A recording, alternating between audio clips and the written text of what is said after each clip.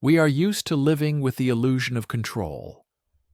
We think that nuclear weapons are the most heavily guarded objects on the planet, that every warhead, every gram of plutonium is under round-the-clock surveillance by satellites, cameras, and fully armed soldiers. We imagine bunkers with thick lead walls and complex launch code systems known only to a select few. But reality is much more frightening and chaotic. Imagine you walk along the ocean shore. Sun, salty breeze, cries of seagulls. You look at the waves and have no idea that, in the dark depths just a few kilometers away, rests an object capable of turning this paradise into a radioactive wasteland. During the Cold War, humanity fell into madness. In a race for superiority, the US and USSR produced tens of thousands of nuclear warheads. They were carried by trains, loaded onto ships, and, most importantly, constantly flew over our heads. And in this rush, on this global death conveyor belt, the inevitable happened. We lost them. The Pentagon invented a special term for such situations: broken arrow. It almost sounds romantic, like the name of a Western. But behind these words lies the highest degree of military alarm. An accident with a nuclear weapon that does not cause an immediate war, but creates a threat of colossal magnitude. Officially, the United States acknowledges 32 such incidents. But that's just the tip of the iceberg. Independent investigations and declassified documents point to hundreds if you count minor incidents. Most bombs have been found. Sometimes this required sifting sand or diving in bathyscaphs. But there's a blacklist, a list of warheads lost forever. They vanished in the swamps of Georgia, sank in the Mariana Trench, were swallowed by drifting Arctic ice. Today, we'll review these lost arrows.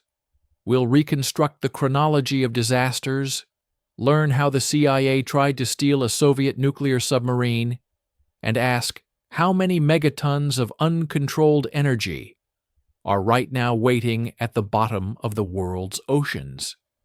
To understand how one can lose a hydrogen bomb, we must travel to the atmosphere of the 1950s and 1960s. This was a time of paranoid fear. The world lived in anticipation of World War III. The logic of the military was simple and terrible. If we don't strike first or respond instantly, we will be destroyed. The Strategic Air Command, SAC, of the U.S. became a machine that never slept. Generals believed ground airfields were vulnerable. Soviet missiles could destroy them in 30 minutes. The only solution was to keep bombers in the air at all times. So began Operation Chrome Dome. It was an adventure of unprecedented scale. 24 hours a day, 365 days a year, armadas of giant B-52 bombers circled the borders of the Soviet Union. Greenland, Alaska, the Mediterranean. They hung in the sky like the sword of Damocles, ready at any moment to receive the code and turn toward Moscow. But this strategy came at a price. The equipment worked to the limit. Crews sitting at the controls for 24 hours went mad from fatigue and caffeine. But the worst danger was refueling. Imagine two giant planes flying at 600 kilometers per hour at 10,000 meters altitude, a tanker and a bomber. They need to connect with a hose in turbulence, at night or in a storm. And all this time, the bomber has 4 hydrogen bombs under its belly, each more powerful than all the explosives used in World War II combined. Accidents were not a matter of if, but when. Planes collapsed from overload, burned, collided. And every time an aluminum giant fell from the sky, the world froze in expectation of a nuclear mushroom cloud. One of the scariest cases occurred on the night of February 5, 1958, in Georgia. A B-47 bomber piloted by Major Howard Richardson was performing a simulated attack. On board was a Mark 15 thermonuclear bomb. This was a monster, 3.5 meters long, weighing 3,500 kilograms. The flight went normally until human error intervened. An F-86 fighter, meant to simulate an attack, lost the bomber on radar. In the dark, the fighter pilot didn't see the huge machine and crashed into it at full speed. The B-47's wing was almost torn off, engines damaged. Major Richardson performed a miracle, keeping the burning plane level. He needed to land. The nearest base, Hunter, reported its runway was under reconstruction, so he had to land on a very short strip. Richardson realized that on a hard landing, the landing gear might break. If the fuselage hit the concrete, the bomb could detach and pierce the hull. Even without a nuclear explosion, the detonation of conventional explosives would spread uranium and plutonium for dozens of kilometers. The city of Savannah, with hundreds of thousands of residents, was at risk. The major made a tough decision: to drop the bomb in the ocean before landing. The plane approached Wassaw Sound near the popular Tybee Island resort. Altitude, 2,200 meters. The bay doors opened. The bomb separated from the plane and plunged into the black water. The crew didn't see a splash. The bomb entered the water and disappeared. The next day, a feverish search began. The U.S. Air Force used everything: divers, sonars, minesweepers. They searched for 10 weeks. Locals saw people in hazmat suits, but the military reassured them. Everything is under control. There's no danger. But finding a bomb in the mouth of the Savannah River is like searching for a needle in a moving haystack. The bottom is quicksand and deep silt. The heavy, streamlined bomb might have buried itself 5, 10, even 15 meters deep. On April 16th, the search was called off. The bomb was declared irretrievably lost. Officially, it's still there, lies buried in silt for more than 60 years. Boats cross above, and children build sandcastles on nearby beaches. Experts say moving it is deadly. Corrosion may have damaged detonators, making them unstable. Any attempt to raise the bomb could cause a catastrophe. If the bomb in Georgia lies right under our feet, the next story takes us somewhere people can't reach. 1965, the height of the Vietnam War. Aircraft carrier Ticonderoga sails the Philippine Sea. The deck bustles with activity, prepping for takeoffs. A young pilot, 25-year-old Lieutenant Douglas Webster, climbs into his A-4 Skyhawk attack jet. Under its wing hangs a disproportionately large death, a B-43 hydrogen bomb with a yield of 1 megaton.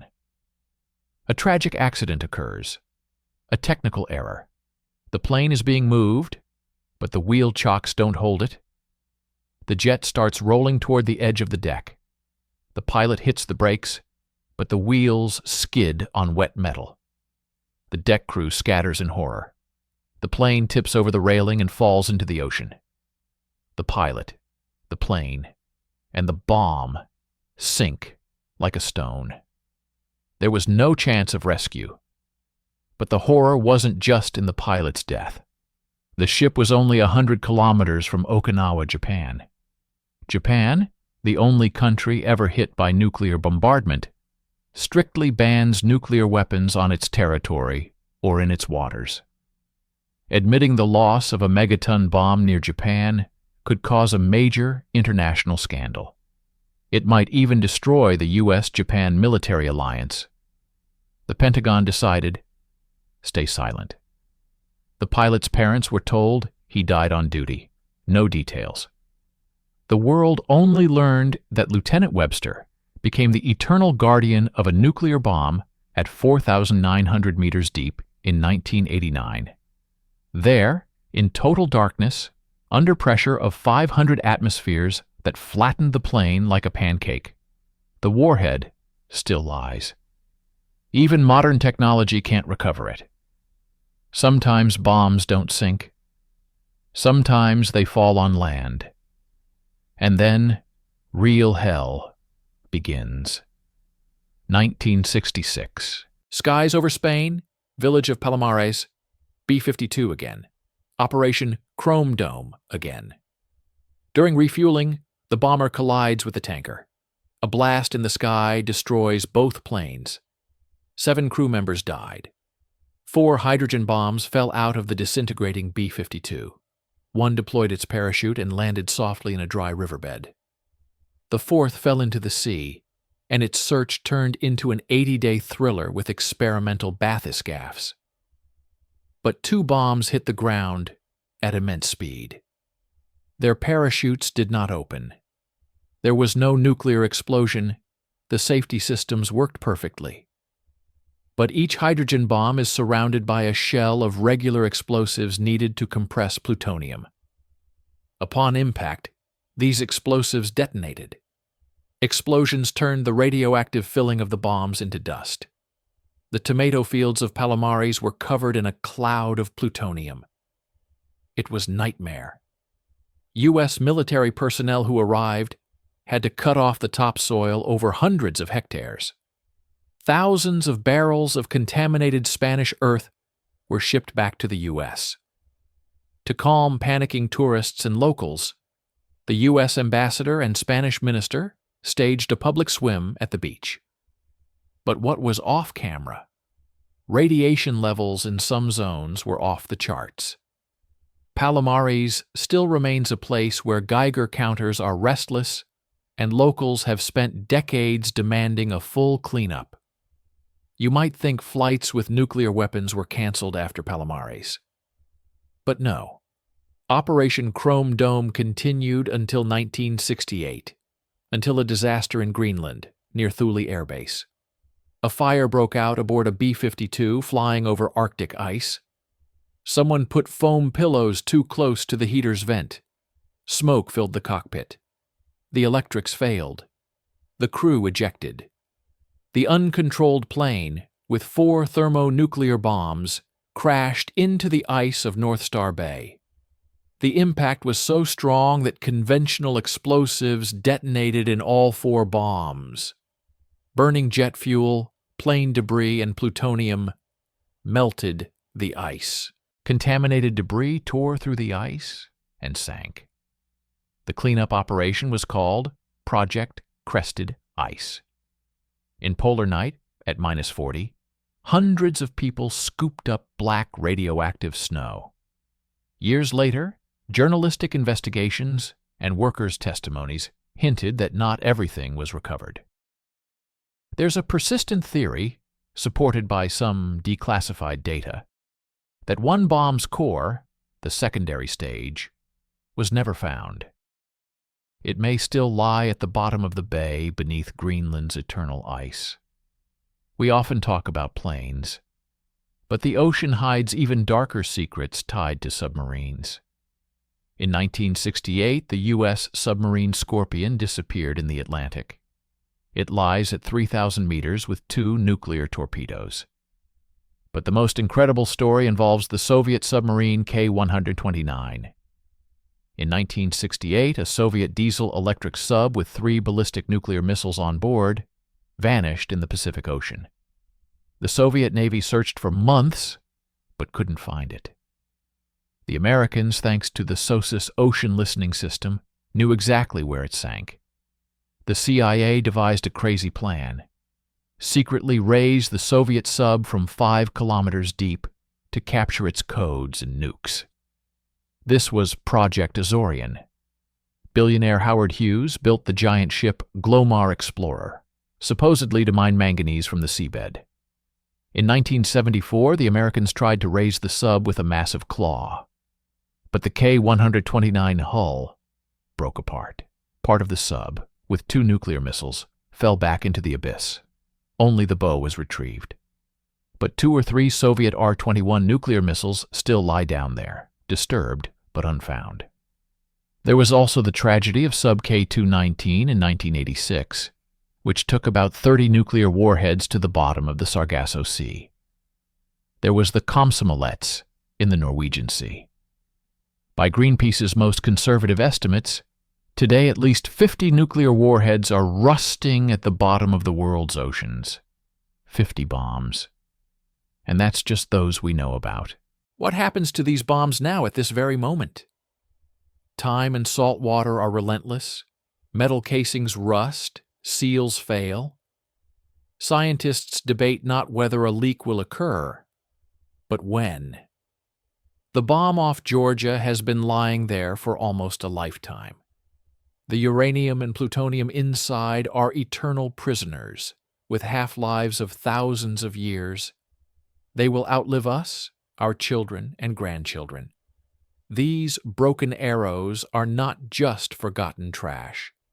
They are time bombs scattered across the planet. Monuments to human arrogance. We learned to split the atom, to create the energy of stars, but never learned not to lose our deadliest toys.